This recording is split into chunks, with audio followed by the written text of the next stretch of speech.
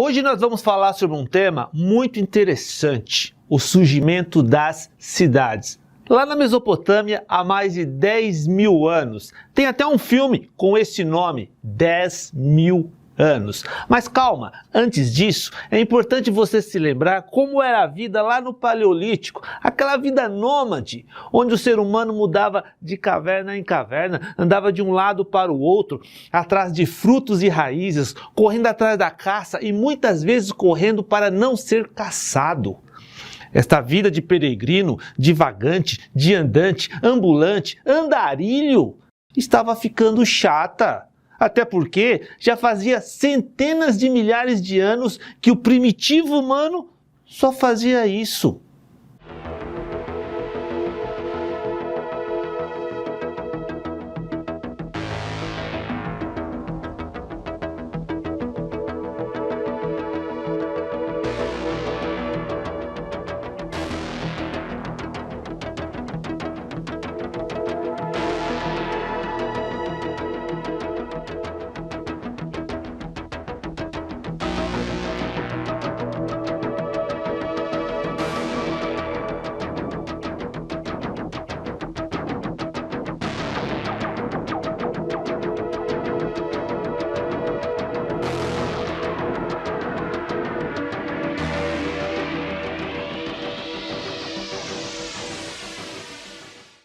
Foi aí que finalmente os nômades inteligentes, que provavelmente não eram os homens brucutus, fortões, valentões, muitos falam que foram as mulheres que perceberam que se enterrasse sementes no chão de algum fruto, nasceria um pé de fruto que daria frutos. Novas mudas de planta davam vida a novas plantas. Perceberam também que a plantação se desenvolveria melhor se estivéssemos próximas de rios. O mesmo aconteceu com a caça. O ser humano logo começou a pensar: por que sair correndo todo dia atrás de comida se era possível ter comida por perto? E assim o homem, há cerca de 10 mil anos, fixou moradia às margens de rios, tornou-se sedentário, agricultor, produtor, criador. Animais passaram a ser domesticados para ser almoçado, jantado, festejado.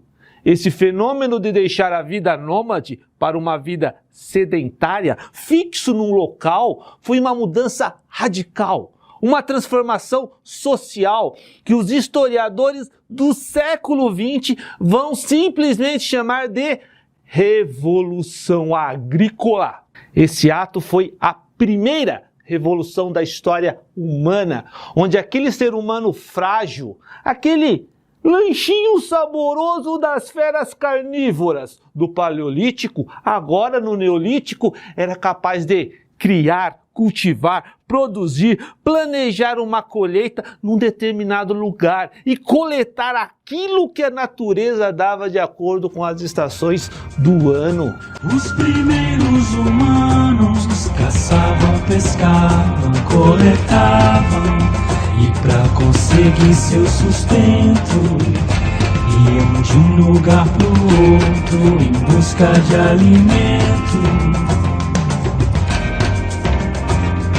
Os homens saíam em bandos pra caçar e pescar. As mulheres preparavam o alimento e cuidavam das crianças e do lar. Há quem diga que as mulheres foram as primeiras a sacar, que se enterrassem sementes no solo podiam germinar. O início da agricultura, a promessa de um mundo com mais fartura. Seres humanos deixaram de perambular, passaram a se fixar em um mesmo lugar.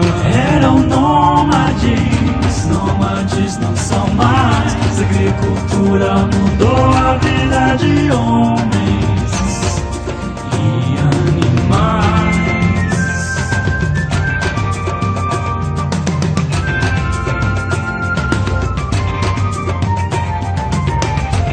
Os humanos se fixaram pra cuidar lá na plantação produziram novos instrumentos para melhorar a produção.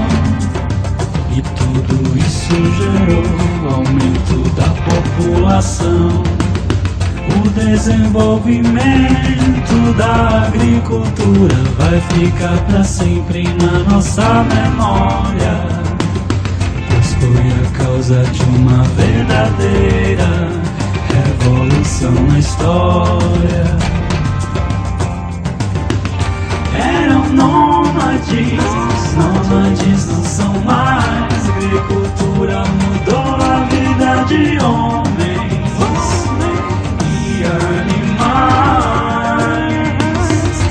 Eram nômades, nômades não são mais. A agricultura mudou a vida de homens e animais.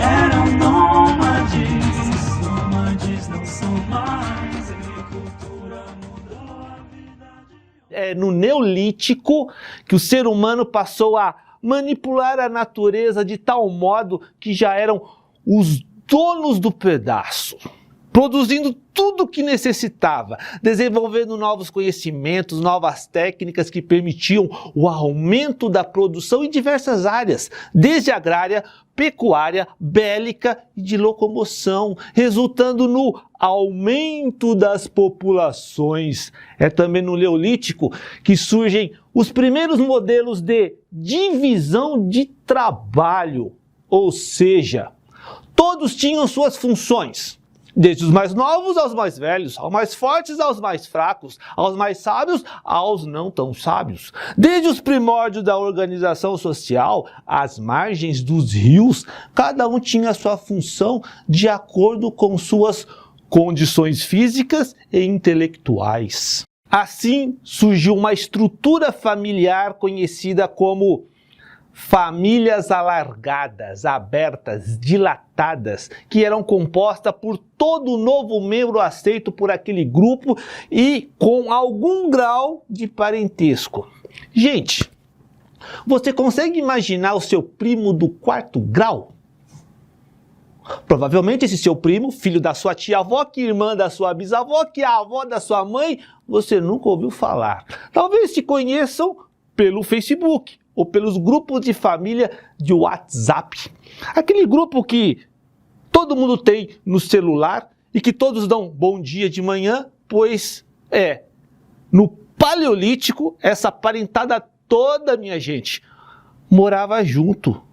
Por isso que diante dessa complexidade social maluca, definir a primeira cidade é quase impossível. Pois até hoje os arqueólogos, aqueles carinha que adorava cavalcar, desenterrar algumas provas de vida humanas, antes de nós, batem cabeça sem ter certeza de onde e como surgiu aquela que poderia ter sido o primeiro aglomerado urbano ou a primeira cidade. Na busca da semente da primeira cidade, o que se sabe é que ainda no período paleolítico, o homem se relacionava com um lugar, um ponto no espaço, e a caverna era esse espaço, a primeira moradia, lugar de segurança, de convívio social, de práticas cerimoniais e manifestações artísticas. Mas uma área urbana, densa, que comprove os primeiros indícios do surgimento das cidades, encontra-se lá na Mesopotâmia, região do Oriente Médio, mais precisamente no Iraque, lugar mundialmente e historicamente conhecida como um lugar de conflitos sangrentos. E por que lá?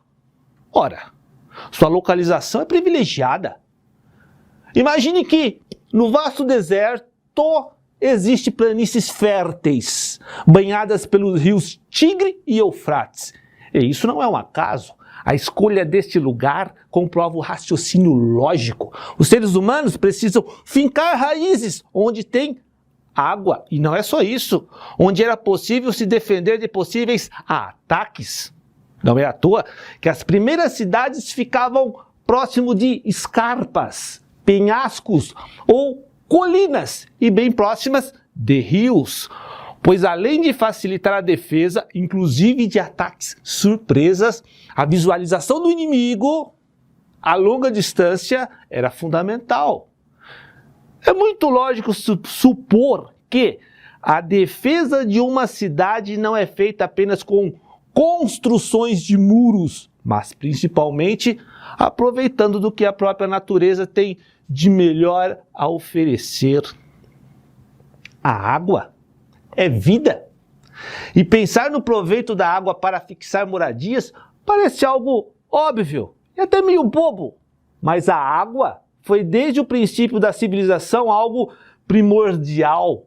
Os rios, além de facilitar a criação de animais e também as plantações, facilitavam o acesso dos habitantes por meio de pequenas embarcações.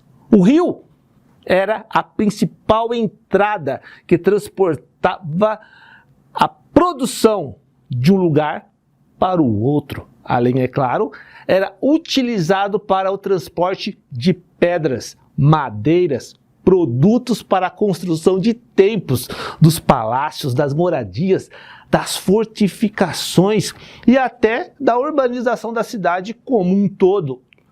Isso certamente deve ter acontecido com uma cidade que acredita-se ter sido a primeira do mundo, Çatalhöyük, construída há cerca de 7.000 anos, situada bem no norte do Iraque, já no centro-sul da Turquia. Gente, Çatalhöyük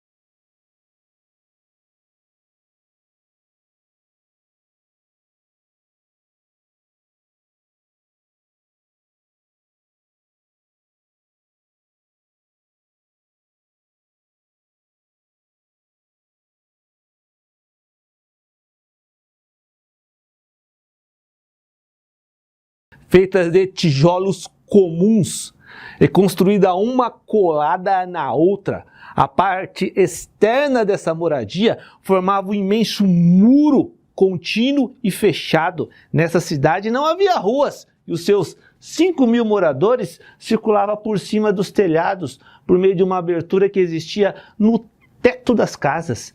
Está na cara que esse tipo de construção era para facilitar a defesa contra ataques de inimigos. Pois bem, trouxemos uma breve lembrança do longo período da Idade da Pedra, dividido entre Paleolítico, popularmente chamado de Pedra Lascada, do Neolítico, também conhecido por Pedra Polida. No Neolítico, a humanidade deixou as cavernas e buscou construir um novo mundo às margens dos rios, lugares onde desenvolveram a linguagem, técnicas e culturas suficiente para desenvolver as primeiras cidades. Gente, espero no fundo do coração que tenham curtido essa aula. Que Deus abençoe a cada um de vocês e até a próxima.